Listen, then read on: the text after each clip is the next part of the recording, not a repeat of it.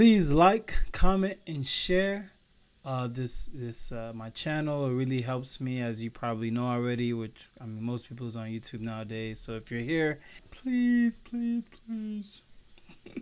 Do you want me to beg? No, I'm just kidding. I'll beg though. No. But please like it if you like. Please like, share, and comment if you're enjoying what I'm posting. Also, if you have any videos you want me to react to in regards to the Bible or certain things that you would like, certain questions you have, please DM me or send me an email. You'll find that information in the description box. Thank you so much for coming back and checking out this episode. And if it's your first time, welcome. This is the Wizard King Podcast. I am your host, Franz Zico Bellis. And in this episode, I sit down with Jean Louino Verdieu, and we talk about his book, Breaking Ranks, which you can find below, a link to his book if you'd like to purchase it. I want to apologize for the technical difficulties that we experienced. It was in a different area, but it's okay. Still a great episode. It's an hour long. But it's an hour full of information, and I think you'll enjoy it a lot. Vowels, all this stuff. Yeah. She constantly uses a green screen. So in one video, you see her with the green screen, right? And she didn't put anything on the background, and I was just sitting there. I was like, it doesn't look that bad with just the green screen, even if you don't put anything virtual there. So the fact that you just said that, my brain was like, Yeah. Bro, it's crazy. Like the way God created the universe, bro.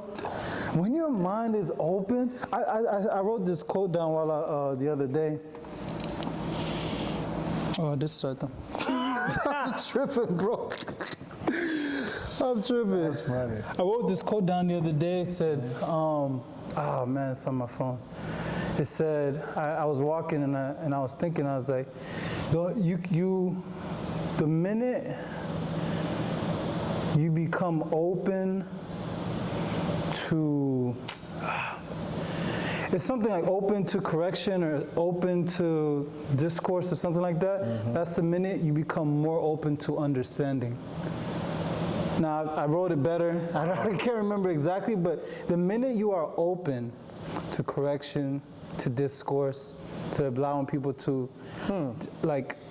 discuss with you and maybe even push back on your ideas is the moment you begin to be open to understanding. Because I was thinking of the story in Luke 24, after Jesus resurrected from the grave, after he walked with the disciples for 3 years. Now at that time there was only 11 of them left out of the 12. There was more, about 70, but out of the 12 there was only 11 because Judas had already killed himself, right? And in Luke 24 verse 44, it talks about how through 49, in that section, he was telling the disciples some things, and it was like they still didn't understand. After 3 years, then in one of the verses it said, then Jesus opened their minds so they could understand. What? Wait, what do you mean, what? Then Jesus opened their mind so they can understand. And I'll put the verse on here, I'll look it up. Whoa. But when I read that, bro, I was like, wait a minute. Because if you think about if you forget if somebody believes in God, right? Regardless, if you're somebody that's ambitious, you're going after things in your life, the way the universe is, let's just say you believe in the universe, in the sun, whatever, everything you can see. The way it's set up is that you have to trudge along in darkness after whatever you're going after, and then things start falling in line. Right, okay. Doors that you didn't even know. That's true. They were there, all of a sudden, I didn't know this opportunity was here. Yeah, that's true. It's mind-blowing. No, that is true. But that's after. So if I go back to that example I used, they were with him for 3 years. They believed in him. They walked with him. They lived with him. They ate with him for 3 years and still didn't understand what was going on, even after he rose from the dead. Oh my God. It's wild. That is crazy. You know? It's almost like, all right, You know what this reminds me? I think some people call it synchronicity. The idea that you are around something for years, it's in front of you, you might have touched it and everything. But for some reason you don't really see it. For example, a great example I can give you because I've experienced it is when you buy a certain type of vehicle. All of a sudden, hey, look at that one. Yes, what? you see So it everybody want everywhere. to get that car now? Like, no, bro, everybody had it before. It's just, It's always been around. You just didn't pay attention to it. yeah, man. Yeah, man. Wow, wow, the mind, though. It's crazy.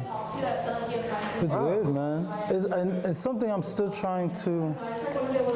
Even though I'm like, I've seen that and I see it in my life now as I'm going after different things and different opportunities. Like for example, I'm going after getting this PE license and What is this that? professional engineer's license. Okay. And so I got my bachelor's in engineering and civil engineering, and now there's different tests you can take if you want this professional engineer license. Two specifically, the fundamental of engineer's license, and then with that license you have to work under a professional engineer, somebody who already has their license, their PE license for at least 5 years, and then you can take the test or you can acquire the professional engineer's license by taking that test and passing it.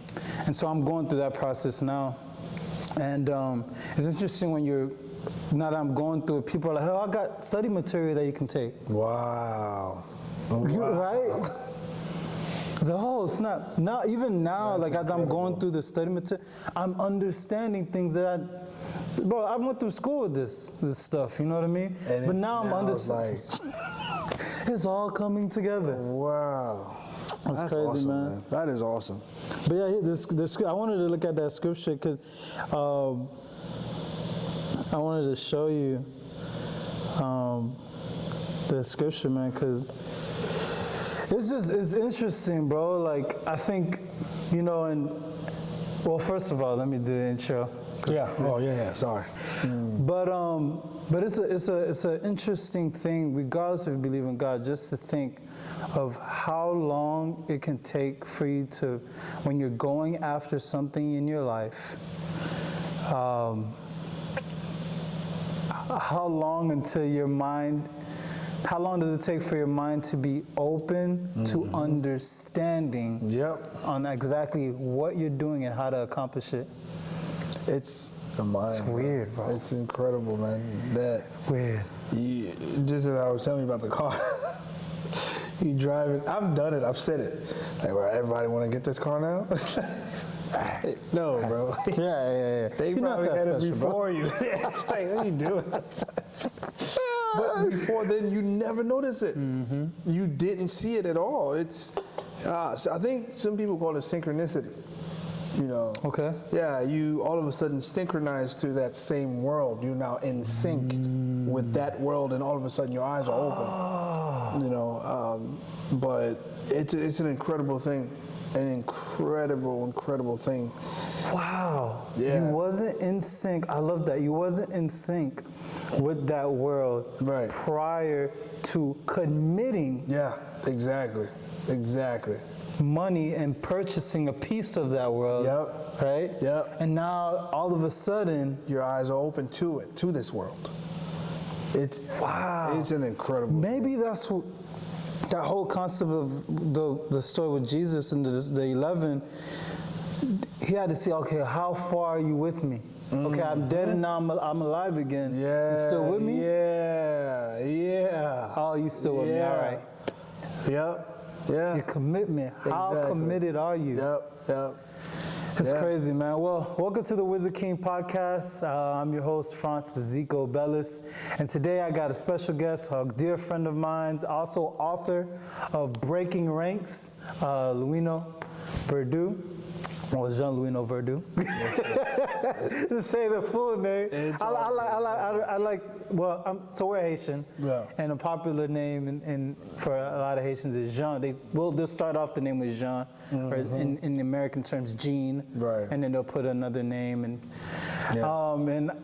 my mind skips over the Jean part.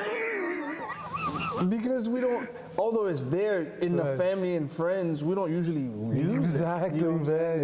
Exactly. So no, thanks for having me, man. Absolutely, love to be here.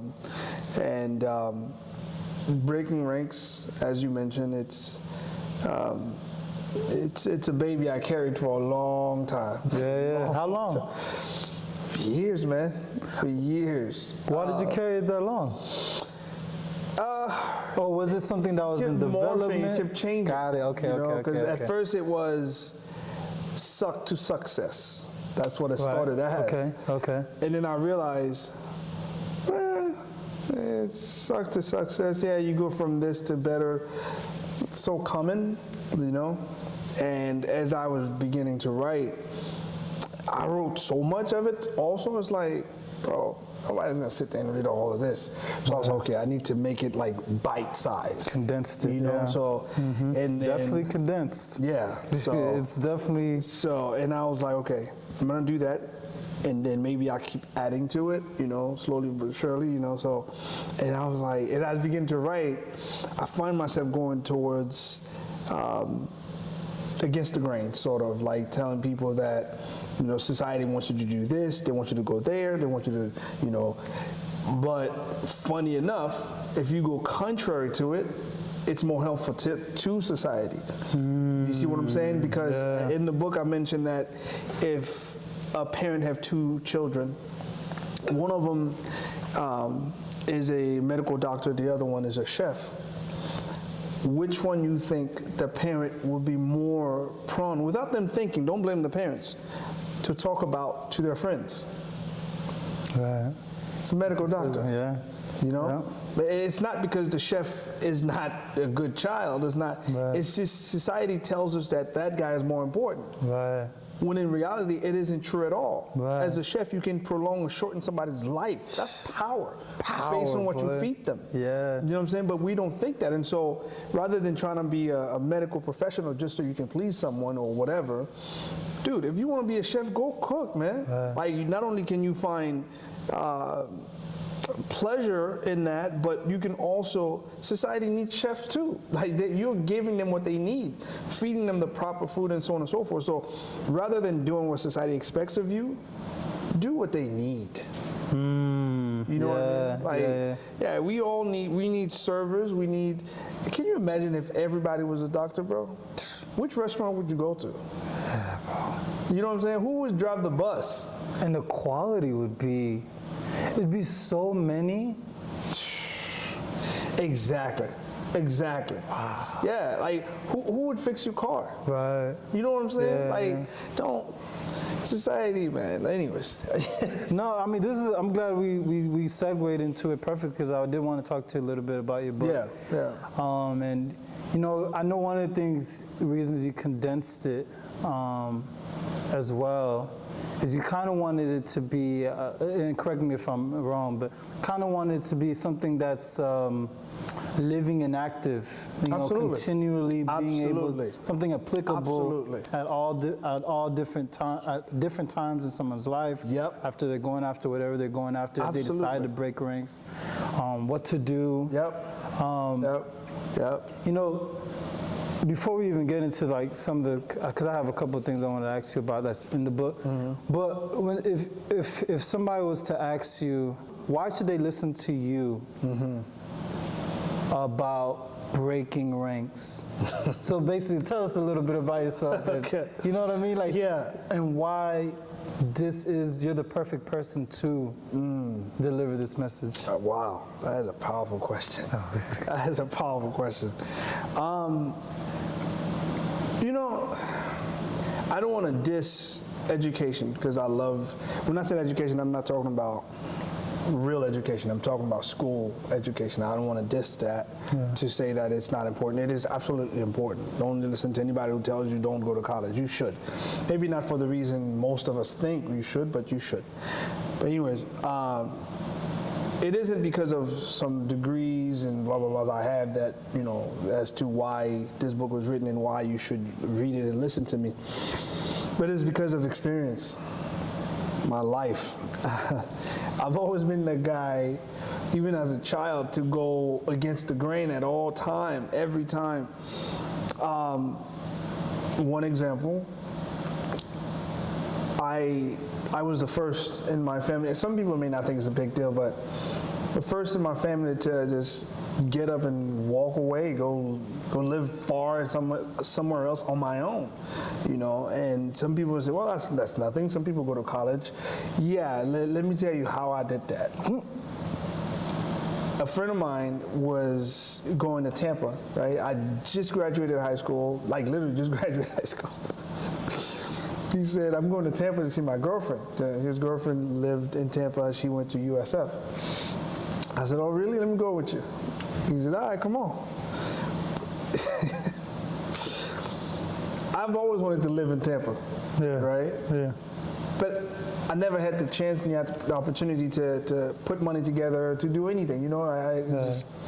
So I went, and I wanted to see for myself, you know, like. Wait, I'm sorry. You wanted to live with Tampa while you were in high school? You always like. Yeah. Wow. Yeah. Okay. So. That's crazy. Yeah. You know, and so I went down there, and the apartment she lived in was three of them, her and two roommates, right? And then I asked her, would your roommates be okay with me, you know, crashing on the couch for a couple of days or whatever?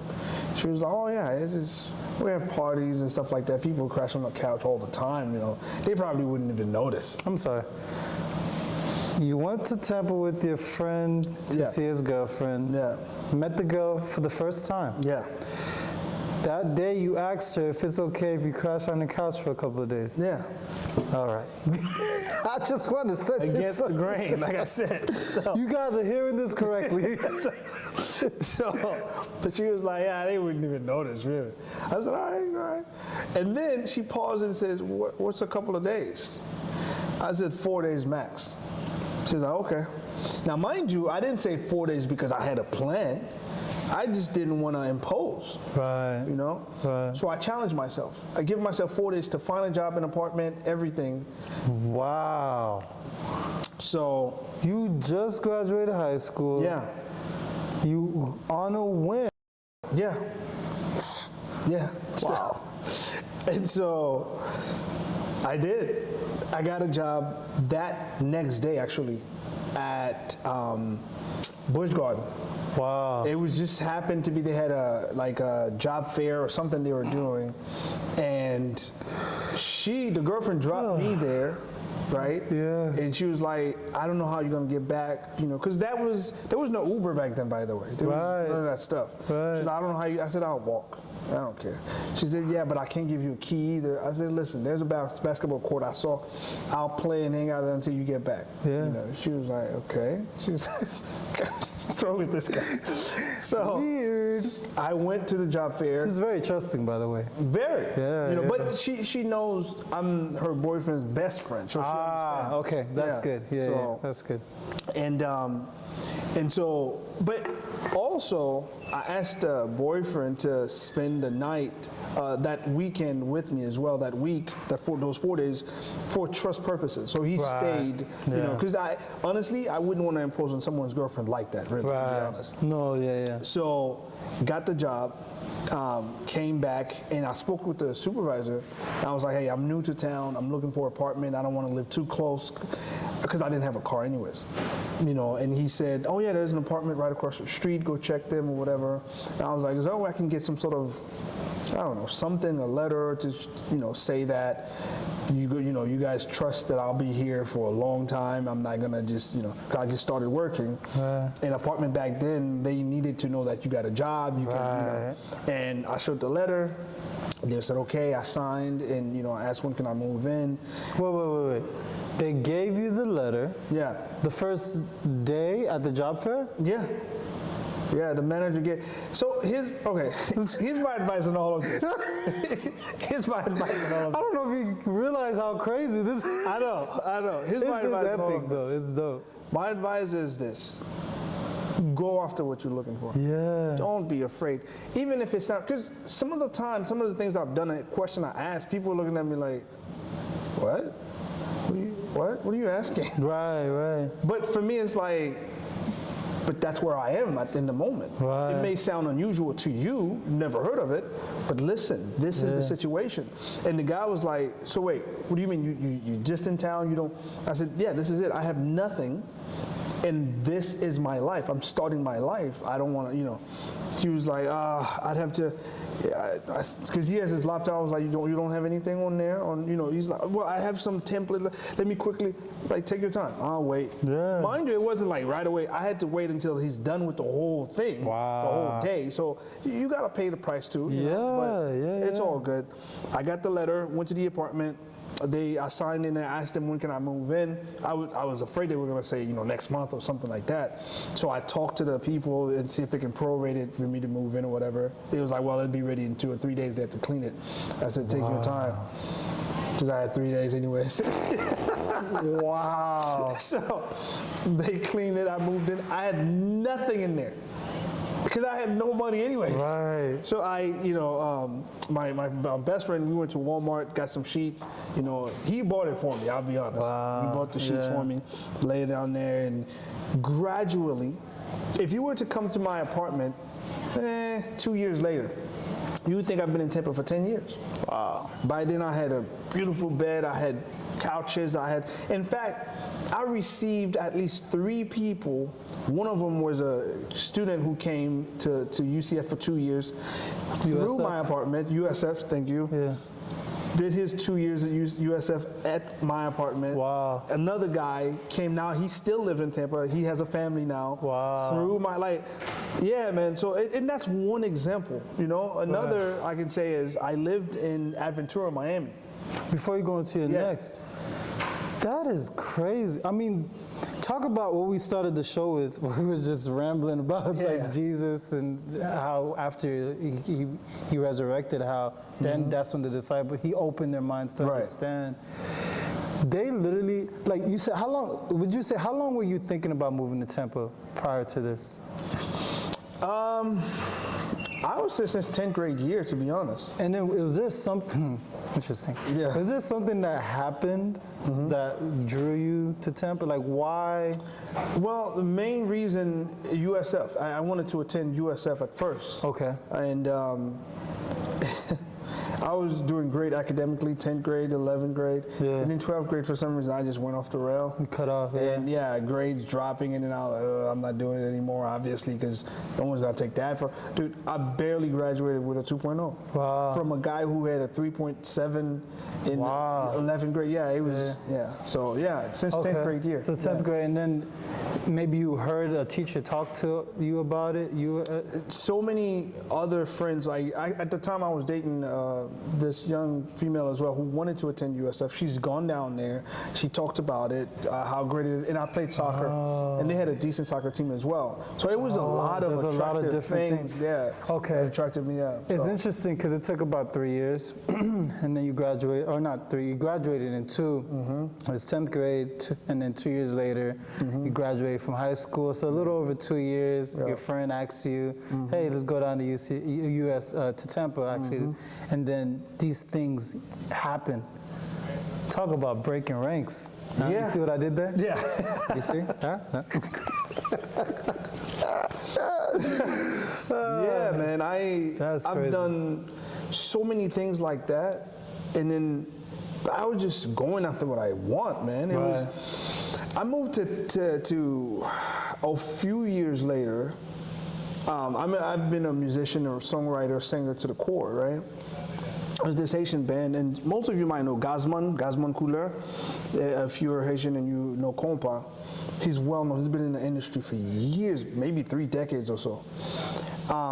And we met one time at a performance. Didn't he pass away during the pandemic? No, not okay, him. I'm thinking of another guy. It might have been, I don't remember his name, but I know who you're talking about. My dad's a big fan. Yeah. He used to be part of System Band. Oh, right, exactly. But Gazman started with New Look.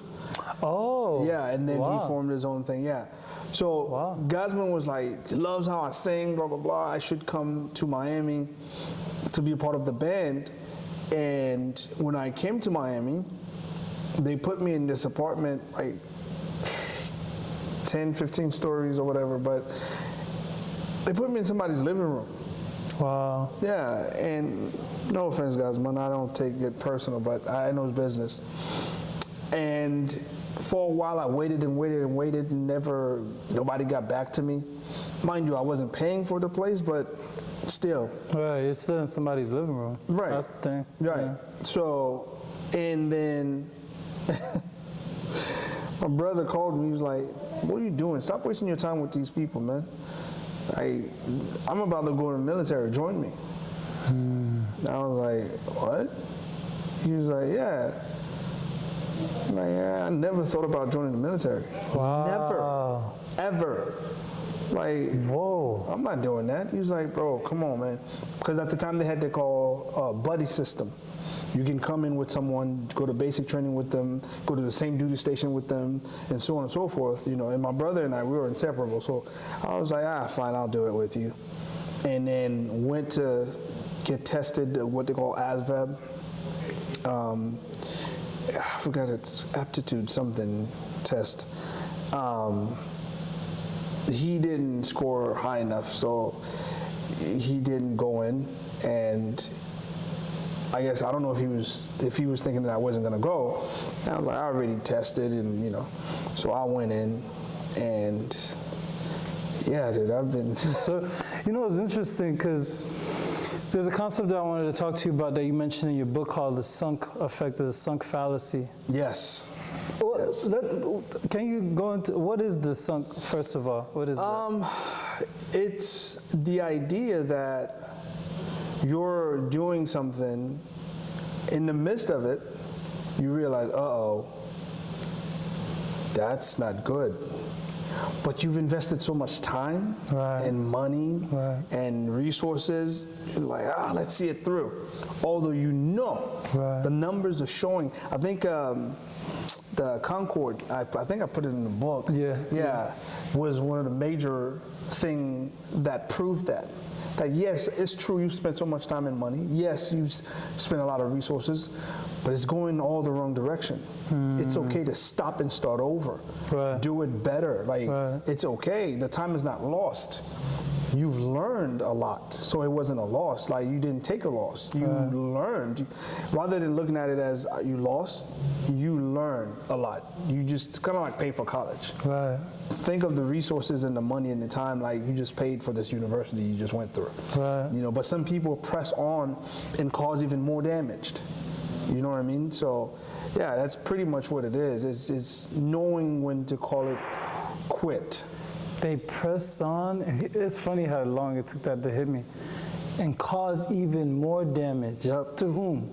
To themselves and to others. Yes. Yeah. Wow. Sadly, to others. Wow. Not just to yourself. Especially to themselves. Yeah. It's interesting. Before we continue on that, I've been reading 12 Rules of Life. And the second rule is take care of yourself. Pretty much. I don't remember the title of the second rule, but it's so important. The way you treat yourself is the way you treat you treat your others. I just see your wife. I was like,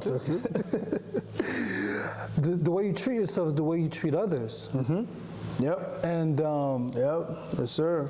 It's interesting, man, because I never thought about that. It's weird how you do certain things without realizing what you're doing. Oh, yeah. So one thing that I a few years ago I decided was my word is going to mean something to me.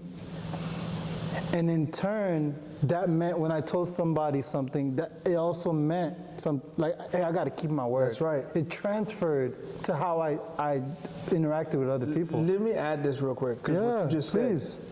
said. If you are a guy, a man or whatever, whether high school, college, afterwards, you're living life or whatever, what you just said, that is a prerequisite for being a man. I didn't say it's in my opinion. I'm not going to say in my opinion. It's not my opinion. I just want you to know. It's a prerequisite for being a man. Your words should mean something. You only have two possessions in this life. Wow. Your name and your words. Yeah. So if that means nothing, you mean nothing. Right. You know what I'm saying? Wow. So, anyways, I just wanted to You only got two 2 possessions in this life. That's it, your name and your word. You know, real quick, I just remember my nephew texted me. I don't know if I told you about my nephew trying to play football. He's lifting weight now or whatever. Snow? No. Snow is in England already. Oh, so football. You know, you said football. I thought of soccer. Well, good, because that's a real name. No, you're right. Go like that. That's good. That's good. But yeah, man, he's in 11th grade. He'll be a senior in August. He started lifting weight, and he got into it. And the kid, he said, "Oh man, I think I like it so much. I'm gonna go try to do lifting competition." I'm like, "Good luck." Yeah, that's an intense sport. That boy, he hit me yesterday with something. I was like, "All right." He said, "You forgot who raised me, man." I was like, "What? I raised you? What are you talking about?" Yeah. He's like, "Exactly. How you gonna tell me good luck?" By the way, on the 21st, I want you to come down to Miami. I made it to state.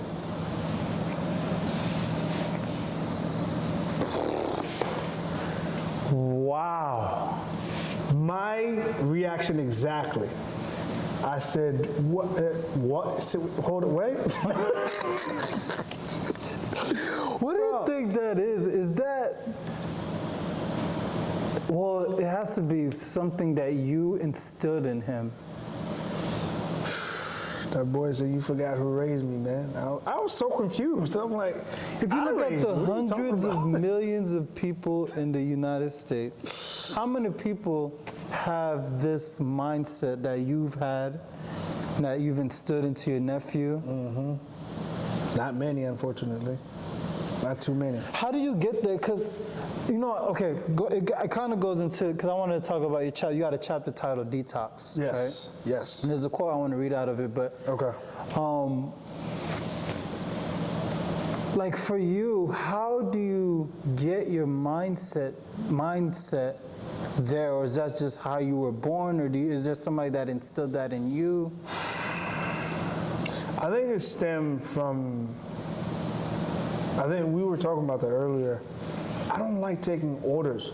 Some people will be like, "Bro, you were in the Army for years. What do you mean?" Like, I don't like people telling me what to do. Yeah. So what I like to do, funny enough, in the Army, they celebrate that. They call it taking initiative. I would rather come to you and say, "My bad, I thought you were supposed to turn it this way." Right. Instead of, "Sir, how do you do this?" Right. Oh, the Army hate that, bro. Don't ask me, man. Figure it out. Figure it out. If you mess up, come tell me. "My bad, bro. I wanted to help you and do this." Right. So I was always like that. Yeah. You know. So it became a drive to where I'm going to get done what needs to be done, so you don't talk to me. Right. You so know you what don't I'm have saying? to even mention it. Exactly. You know that's taken care of. You know what I mean? Yeah. So, and also the idea of some people call it average height or whatever, but I'm 5'8". Some people may call it short, but I always had in my mind that I have an average built with a giant mind. I have never, this is not crazy, I have never felt short around anybody, and I've been around 6'8" people. Giants. Never felt short, not one time. So I'm not even aware of it, to be honest with you. Other people have to be like, "Bro, how does it feel to be?" Like, "Oh, I didn't even realize that." Yeah. Because in my mind, the only thing you can do that I can't do is because I don't have time yet. Meaning that you can bench press 600 pounds, Right. but how long have you been doing that? Right. Give Yeah. me as I much see the time. iceberg, but let me see what's You see under what I'm the saying? water. Yeah. Give me as much time. The tip of the iceberg. I promise you I'll do it. Right. I've always thought like that. So I instilled that in my nephews that I raised. You know what I mean? So, and Well, while I was in Georgia, the leader of the church at the time when I first moved, that's something he said, and I said, "Oops." All right. He said,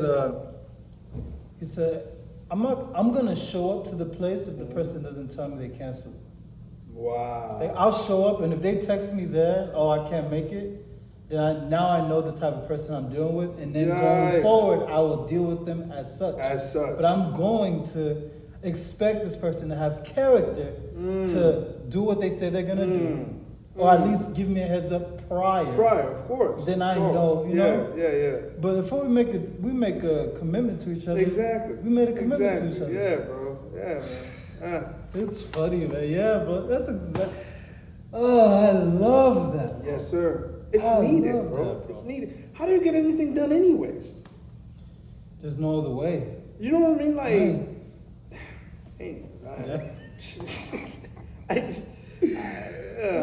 I'm glad you said you don't play that because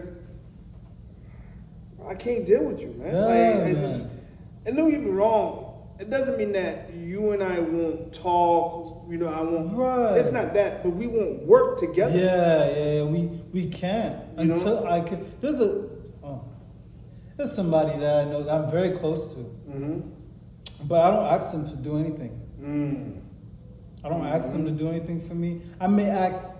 I know the things that they can comfortably do that doesn't really require effort from them. Okay. Because it doesn't require effort, they're gonna do it. Yeah. Because it doesn't require any effort. But I also know that they're not dependable. Right? Yeah, bro. We're great friends. Wow. I'm never gonna ask you to do anything until you prove me wrong. And it's not like I didn't give them the chance. Right? That's the only way I know. I'm not assuming. Right. This is off of giving you the opportunity. Exactly. Wow. That's awesome. But anywho, now we're back. Yep. Technical difficulties. But we was talking about detoxing, and yes. And I don't really remember the question I asked you, but I will go ahead and read the quote. Okay. From your book that I like. This is from the chapter titled "Detox in Breaking Ranks." Another example that I can give you is the earth or soil. The soil cares nothing about what kind of tree you plant in it. It does not matter if you plant poisonous plants or delicious fruit trees. One way or another, it will produce, foster, and nurture what was planted in it. And so it made me think because we're kind of jumping right back into it. Yeah. But we were talking about, so we went from the sunk fallacy, and then your son's about how that attributes to your life, the disease that from overworking yourself that you earned, I guess you can say.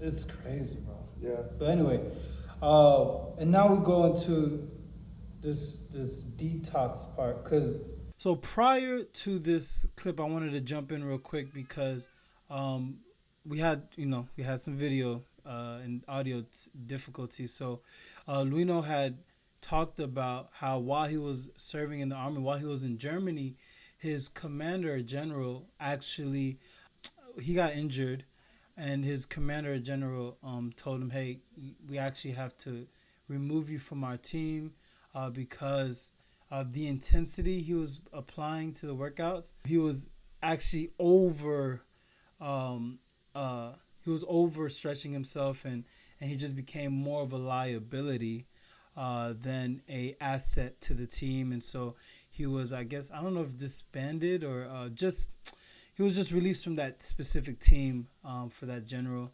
And so here, just give you some background since that part of the conversation was lost, but just so you can know what we're talking about here.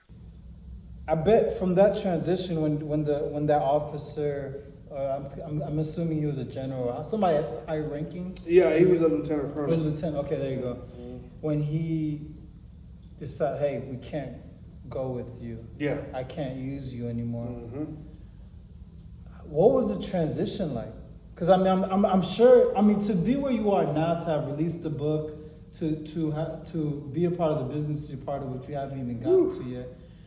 What was the process of you detoxing from that experience? The hardest thing to detox from is from yourself. Yeah. Talk about a clip. That's a nice clip right there. From that moment, I honestly didn't know what to think, what to do, because I put that much time and effort. Right. But for someone else that was supposed to award me that opportunity, view it as something other than what I thought, I didn't know what to say, what to think, what to do. I didn't know, you know. It took me a while to get over that, but how I got away from that and learned from it was usually what you think is good doesn't mean it's good for either your situation or those people around you. You know? That's from, actually, you know what? It was a good thing because that helped me with alcohol.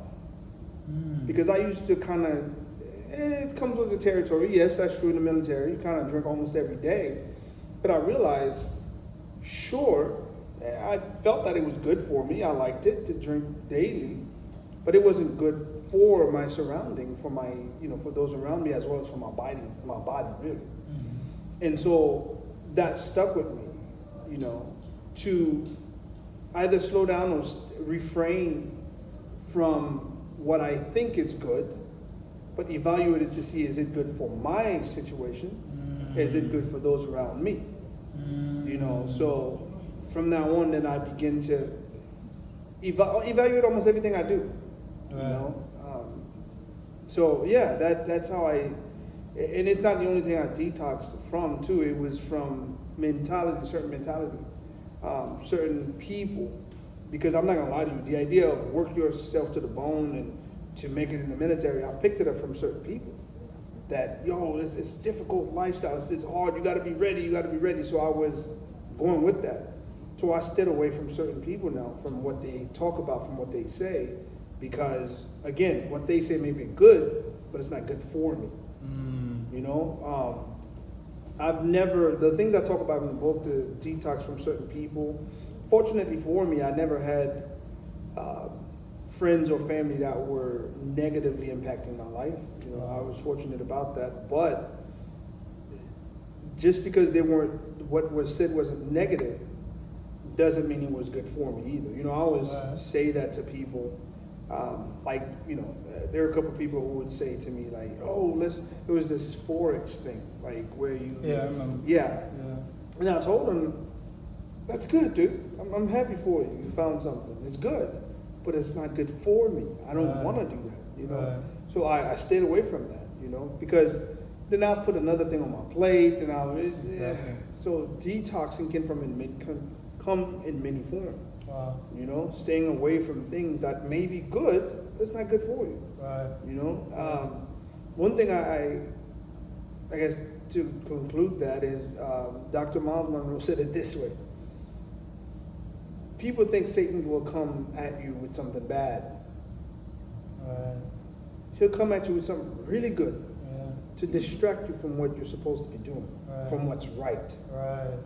You know what I'm saying? Yeah. It's never something bad. No, of course not. You're not stupid. You'll see it's bad. Right. But when you say what is right, does that go back to what you were saying? Like, this thing is not negative, but it's not good for me or those around me. Or maybe, or even if it isn't, it's something that hurts me or hurts those around me. So is that what dictates what is right? Yes. Right. Yeah. What's right is, say for example, you're a civil engineer, right? You're working on something. I don't know. Say Walmart or somebody, right? Got a new plot of land and they're trying to create not just stores but a whole apartment and so on and so forth. And you're hired to make sure that this is a place that can sustain that type of project, right?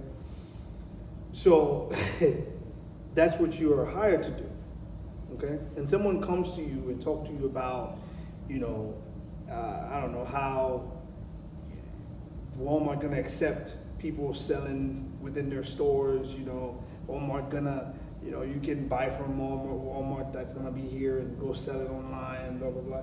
And you're all wrapped up in it because you see your friends making $10,000 a month and, you know, and oh my God, that's a good amount of money. Yeah, buddy, show me how to do it. He's like, yeah, it's gonna take about 3 months for you to learn this, and then take another 2 months to do. So 6 months down the drain, and woman's looking at you like, that's good for you, but hello, it's like, what about the job you were hired to do, buddy? Right. You are a civil engineer. Right. Do civil engineer work. Right. Not that this is wrong. Buying from home or selling online is wrong. Right. That's not what you do. Right? Yeah. So you're fired from this contract, right? But your $10,000 online isn't coming in yet because it's not buying from you. Right. The bills are piling up. It isn't right. Yeah. It's good, but it's not right. It's not right. Yeah. You know? So man. Yeah, it's interesting. Something you mentioned in there, when you was talking about detoxing, and what's interesting about the whole detoxing, especially like from family members or whatever it is. I don't think. Sometimes you hear the saying, you gotta cut people from your life. You hear people say that all the time. Cut people from your life. That's not good for you. Yeah. For me, there's probably a lot of people like this. I've never thought of I'm so sentimental. Like, you know what I mean? So like when I think of cutting people from my life, I literally think like, hey, I'm not talking to you anymore. I'm not communicating. Okay. What I realized, I've done it without actually knowing that I did it. Wow. How did I do it? Wow. I literally just went after my goals, and the people started, hey, come hang out. No, I can't. And little by little, you just hang out with them less and less. Not because you hate them. Because it's nothing. It's just y'all not on the same path. That's it. I cut people out of my life. Without, you know what I mean? But that's just focusing on my goal. But in the process, that also helped me detox certain mindsets that I had. Yes, sir. Right? Because those certain friends had a certain mindset. For example, you could say, like going out, they had this mindset of going out every weekend. Yeah. You know what I mean? Yes, sir. Or going out twice a week, whatever. Yes, sir. Right? Yes, sir. Certain things like that it would inhibit me, it would slow down my progress, right? On the path that I was going. It wasn't right for me. Exactly. For them, it was right because their goal was to get in some panties. No, it's true. It's true. And it's funny. That's funny. What is good for you, which is to stay home or study or to go somewhere else to do some sort of mannerism thing that would lead to whatever your goal was.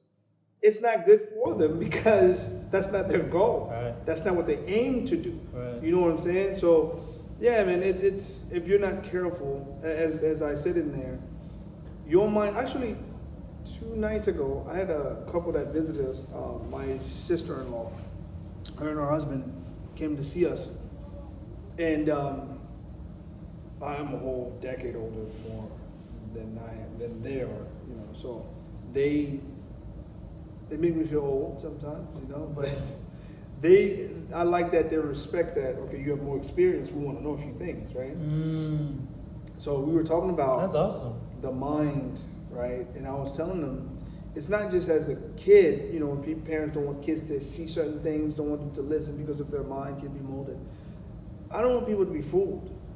Even as an adult, you can still be. The example I gave them was this, right? This is your mind. This is an idea, philosophy, whatever, that something is trying to place in it. That's literally how it works. Philosophy comes, the idea comes, by whatever means. A video, audio. Right. At some point, at some point, your mind will catch on. Wow. It will hold on to it. Woo. Wow. That's where the danger becomes. That's fire. Yeah. Because if it holds on to it, you know what it will do? It will send it down to your psyche to where now it accepts it. Anything that your mind accepts, believes, it will demand that your body exude it. Right. Period. Wow. You will act it out. Right. So when you see someone begin to act a certain way, they've been that way for a while. Right. They are now demonstrating that philosophy, that mindset. Right. So yeah, man, it's not just children. You know, it's interesting because it's a maturity thing, but it's also a foundation. What kind of foundation do you have? Something I was talking to a friend on my way here. I was telling him, there's a concept of called nobility. So in the Bible, if you look at Acts 17 verses 10 through 12, you get an example of this, where God, I believe that God used humans to write the Bible, so and allowed them to put it together as a Bible anyway.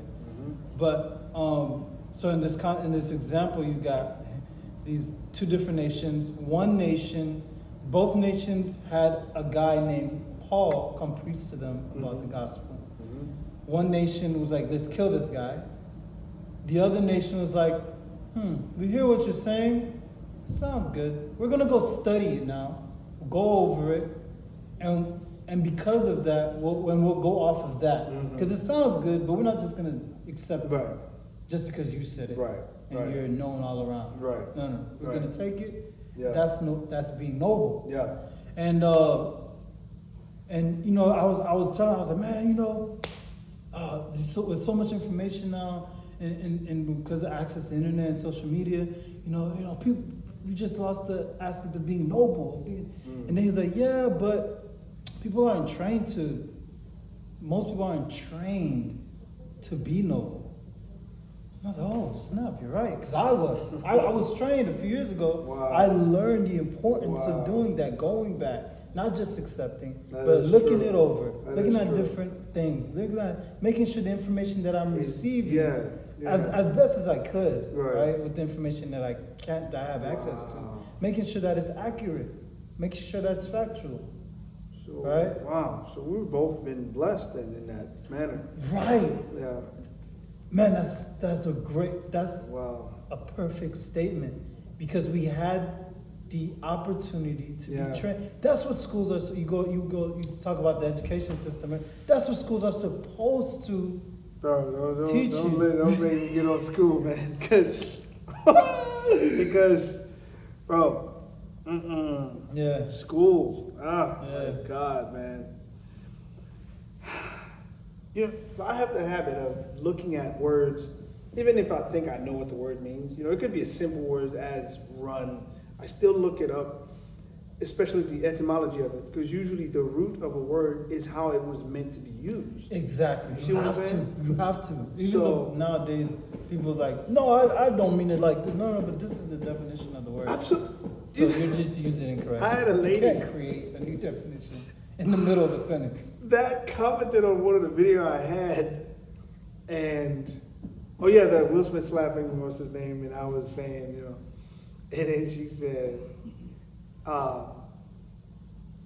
Chris Rock was bullying the wife, Will Smith's wife. I said, well, I wanted to be nice. I said, well, you should look up the word bully, because that's not it. Right. And then she quickly typed, well, to my definition, I said, no. Right. You don't make dictionaries. Right. If you do, I'm sorry, I apologize. Yeah. But if that's not your line of work to create dictionaries, you don't have a definition of any word. Right. There is a definition assigned to the word. Right. And what you're trying to give it isn't that. Right. So to get back to the education thing, I looked at the word educed, E-D-U-C-E, which is where the root word of education, right? Okay. It isn't what education today, schools are doing. Yeah. It's not according to that word. Because it is to bring out what is within. It's not to place within what is out.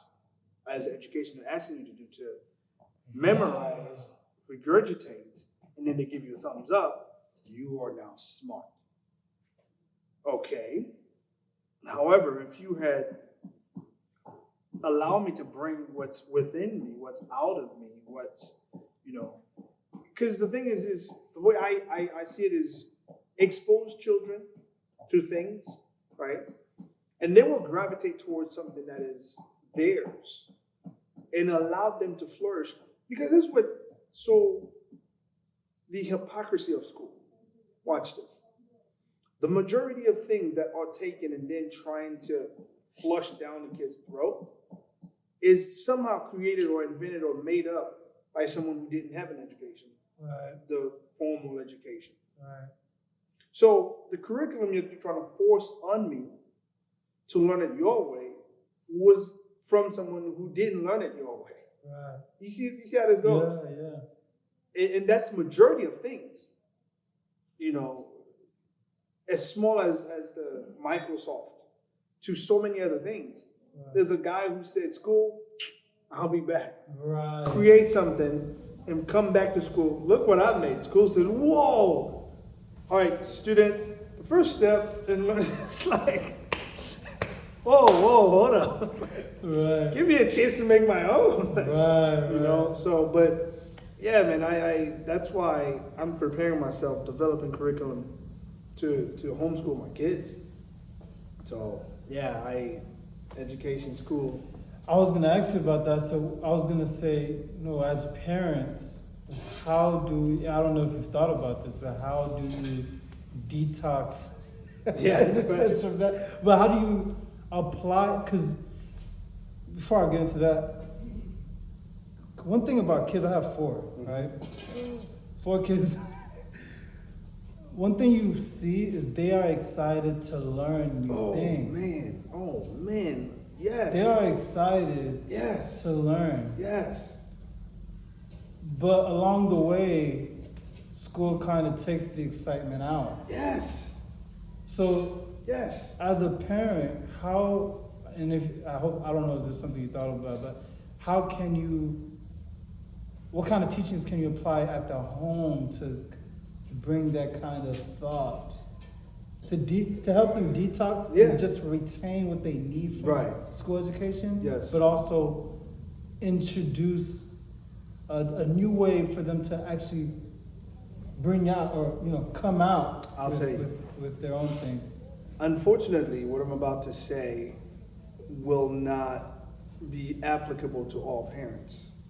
Not because other parents aren't capable, but because of who I already am. I am a guy who absolutely love to learn. I love to find out new information. I love to look up information. I love to research new information. I love to apply new information. And so the way I come up with ways to teach or help detox, again, may not be as applicable to other parents that aren't in the mindset that I am. I give you a couple of examples. I have this thing in the house where I have like a couple sheets thing I bought from Dollar Tree. It looks like something that kids can draw on, but I bought that, I put it on the wall. We do weekly words. So the first word we started was substantial, right? And we marked number 20 on each. So everybody put a sentence using that word every day. Every day. And then on Friday, rip that page. Sunday night, put a new word. So from Monday to Friday, it's 4 of us in the house, so we have 20 sentences by Friday night, right? And my daughter is 7, right? So I'm taking her to a soccer game, right? We are coming back, and she had her usually coach wasn't there. It was something new. I said, so how was that guy? It's a female that coached him usually. She said, it was not substantial at all. Bro, I almost break in the middle of the street, man. Yeah, I was like, she's in the back. I said, say what? She looked scared like she didn't say it correctly. I was like, no. You want Gatorade? I didn't stop by the gas station. She looked all confused, like, sure. I said, that was really good. Because we were in 7 weeks. Yeah. The new word is feign. Feign. Right. So but she's using it. And right. Yeah. So some people may ask, so why do you do a weekly word or whatever? I was listening to Dr. Umar Johnson. Okay. And he was saying that SATs and ACTs and stuff like that for brown kids and so others, it doesn't work, it's not good because sometimes they have words that the kids don't even understand on there. Obviously that's going to affect their points, the grades, and blah, blah, blah. And to me, when he said that, my thinking was, why don't they know these words? Right. Why not? Right. Oh, because a parent are waiting on the school to teach that. Teach them, yeah. Said, okay, well, I'll do something about that. Right. I'll make it fun. A word a week, not every day, for an entire week, one word. Right, we just write sentences. Write about it. Because when you write about things, it sticks with you. Yeah. That's why I didn't ask them to say it. Write it. Yeah. And somehow they find themselves saying it. And so now a 7-year-old is using the word substantial. Now she's using the word feign. And that's one of the things I teach. Another is we tell stories, right? To a point where my son, by the way, children, we discuss mythologies. Mm-hmm. We compare the gods. Yeah. Greek mythology next to Haitian mythology or African mythology. Yeah. And then he started to say, I like the Haitian mythology better. I said, why? He said, well, although it's Haitian, but I like the fact that it's also African. Since there's more of us on the planet, the majority wins. Yeah. I was like, okay, I like that thought. All right. And so he came up with a story. Oh. A story he came up with a while ago, by the way, before this conversation of mythologies. Yeah. The character named Nano. Okay. Yeah, he wouldn't like me to say it out because he wants to keep a story. It's so good. I'll look that up. But no, it's okay because he thinks people will steal his story because it is really good. I'm like, gotcha. So, and he was telling me because of how Nano is, the way the story is, he said he wants to turn the story parallel to Percy Jackson and the Olympic, whatever. Right. I said, oh, okay, I like that. Yeah. He's like, yeah, but I want Nano to be a demigod. I said, okay. You want Nano to be the son of who? Poseidon? He's like, no. Son of Agwe, the god of sea in the Haitian mythology. I was like, oh, okay. All right. Yeah. So now this kid is so into because in college you're going to go through that. Right. No exaggeration. My 10-year-old knows more about Greek and Haitian mythology than majority of college students. Wow. Because we make it fun. We love to talk about it. We love to discuss it. We read Percy Jackson together, and then we watched the movie together.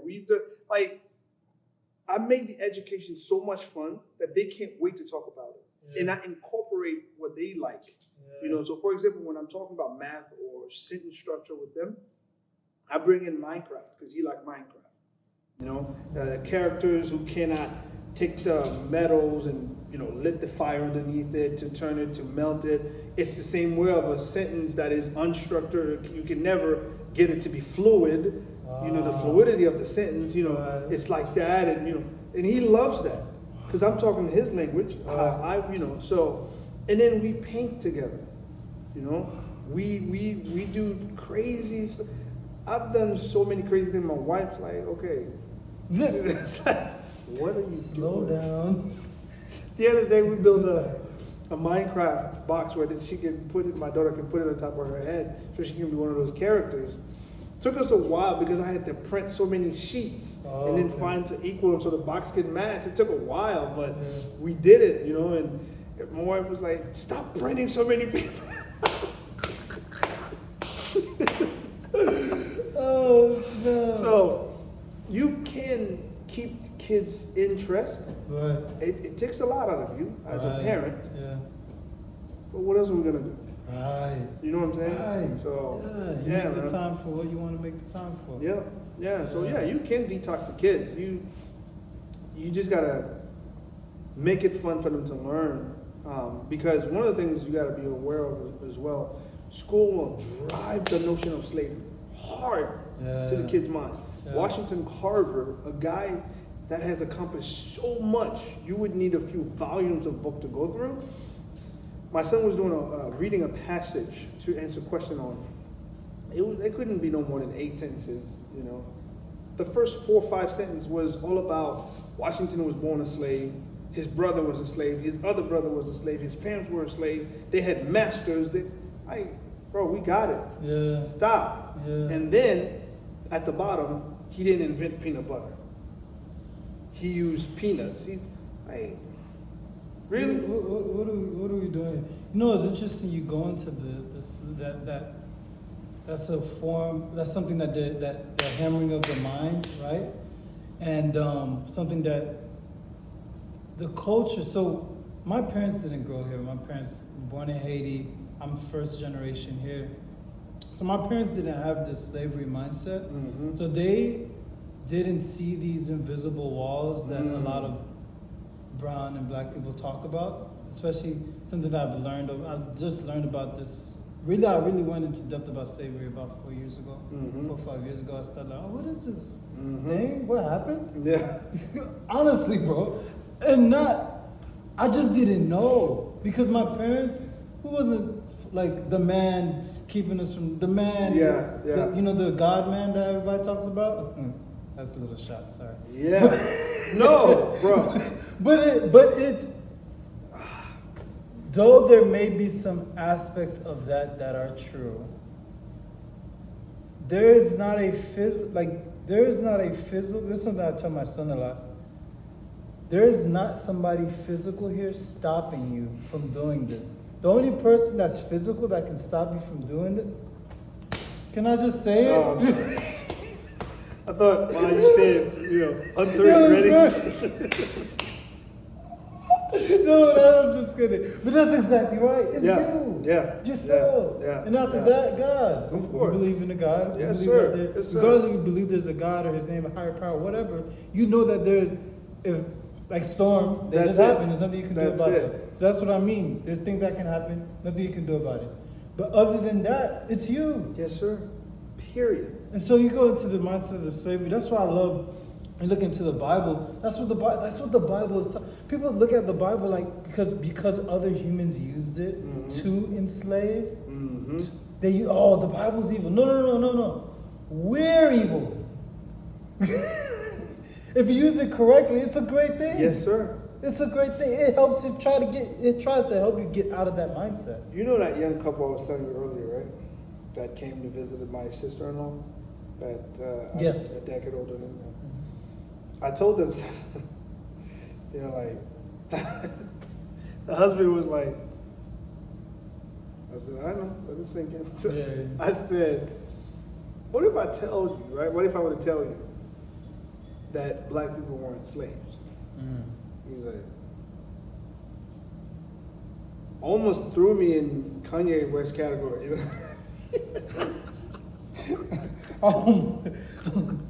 Slavery was a choice. What? He said, and then he got it himself. Explain. Yeah. I said, well, thank you. That's awesome. I will. Yes. I will. You let him process. Is he gonna respond or react? Right. Where are we going with Yep. this? Because I'll go wherever. Of course, I was ready. I set him up. Well, he was riding that wave, Yep. like waiting. Any minute. He said, explain. Yeah. I said, okay, I will. He's about to graduate next month to be a teacher, a high school teacher, right? I said, okay, you're studying education, right? So yeah. So you're a teacher. Let's put it that way, because that's what you're about to do very soon. I said, yeah. I said, okay. What would it take for you to give up your bachelor that you're about to get and the title of a teacher? What would it take for you to say, take it away from me, I give up, I don't want this, take it away? He looked confused. Like, what do you mean? I said, but that's who you are, right? So yeah. I said, okay, what would it take to give that up? Who you are? It's like, I don't understand. I said, okay. If black people were slaves, why did they revolt Why did Nat Turner go around killing people? Because he hated slavery so much. Why did, when Lincoln signed the Proclamation of whatever it was, and people celebrated and they gave up the notion of slavery? If that's who they were, why?